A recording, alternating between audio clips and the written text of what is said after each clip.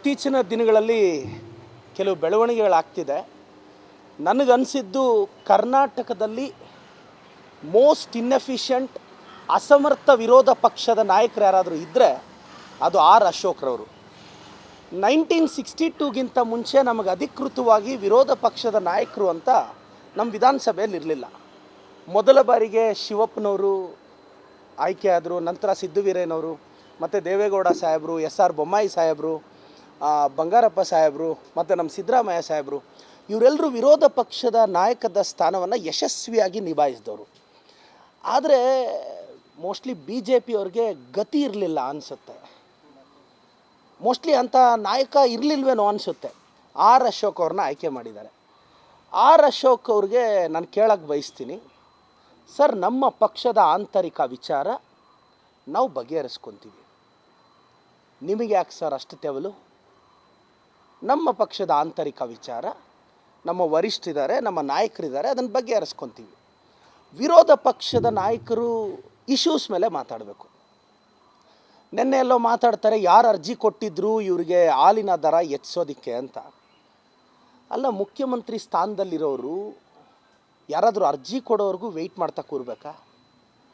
ಇವತ್ತು ಕೋಲಾರ ಚಿಕ್ಕಬಳ್ಳಾಪುರದಲ್ಲಿ ಹಾಲಿನ ಉತ್ಪಾದನೆ ಕಳೆದ ವರ್ಷಕ್ಕಿಂತ 15% ಹೆಚ್ಚಾಗಿದೆ.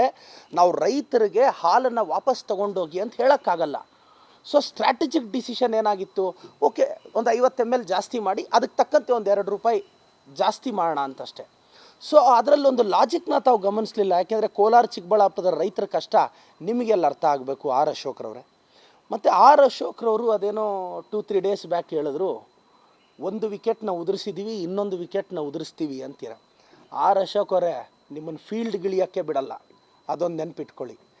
ಯಾಕೆ ಇದು ಮಾತಾಡ್ತಿದ್ದೀನಿ ಅಂದರೆ, ನನಗೆ ಭಾಳ ವಿರೋಧ ಪಕ್ಷದ ನಾಯಕರು ನಮ್ಮ ಪಕ್ಷದ ಯೋಜನೆಗಳನ್ನ ಕನ್ಸ್ಟ್ರಕ್ಟಿವ್ ಕ್ರಿಟಿಸಿಸಮ್ ಮಾಡಲಿ. ನಮ್ಮ ಪಕ್ಷದ ಆಂತರಿಕ ವಿಚಾರ ಅದು ನಾವು ಬಗೆಹರಿಸ್ಕೊತೀವಿ.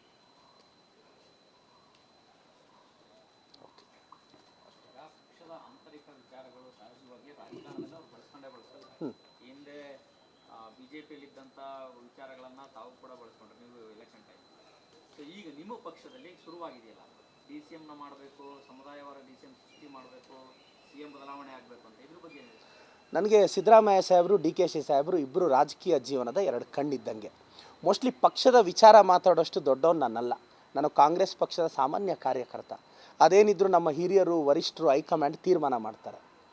ನಮ್ಮ ಸಿದ್ದರಾಮಯ್ಯ ಸಾಹೇಬ್ರನ್ನ, DKC ಸಾಹೇಬ್ರನ್ನ ಯಾರಾದರೂ ಮಾತಾಡಿದ್ರೆ ಪಕ್ಷದ ಸಾಮಾನ್ಯ ಕಾರ್ಯಕರ್ತನಾಗಿ, ಸೊ ನನ್ನ ಪಕ್ಷದ ಜೊತೆ, ನನ್ನ ನಾಯಕರ ಜೊತೆ ನಿಲ್ಲೋದಷ್ಟೇ ನನಗೆ ಗೊತ್ತಿರೋದು.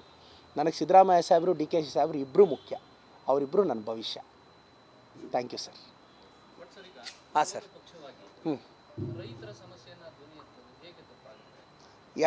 ಸರ್, ರೈತರ ಸಮಸ್ಯೆನ ಅವ್ರು ಎಲ್ಲಿ ಧ್ವನಿ ಎತ್ತಿದ್ದಾರೆ?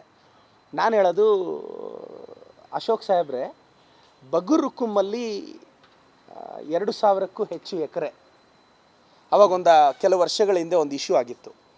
ಅದು ರೈತರ ಪರವಾದ ಯೋಜನೆನ, ವಿರುದ್ಧವಾದ ಯೋಜನೆನ? ನಾನು ಆರ್ ಅಶೋಕ್ ಅವ್ರಿಗೆ ಏನು ಹೇಳೋಕ್ಕೆ ಇಷ್ಟಪಡ್ತೀನಿ ಅಂದರೆ, ಅವ್ರು ಹಿರಿಯರಿದ್ದಾರೆ ಸರ್, ರಾಜಕೀಯವಾಗಿ ತೊಗೊಳ್ಳಿ ಸರ್, ದಯವಿಟ್ಟು ವೈಯಕ್ತಿಕ ಟೀಕೆಗೆ ಬರಬೇಡಿ ಅನ್ನೋದು ನನ್ನ ಅಭಿಪ್ರಾಯ. ನಾನು ಹೇಳೋದು, ರಾಜಕೀಯವಾಗಿ ಇಶ್ಯೂಸ್ ಮೇಲೆ ತಾವು ಮಾತಾಡಬೇಕು, ತಮ್ಮ ಪಕ್ಷ ಇಶ್ಯೂಸ್ ಮೇಲೆ ಮಾತಾಡಬೇಕು.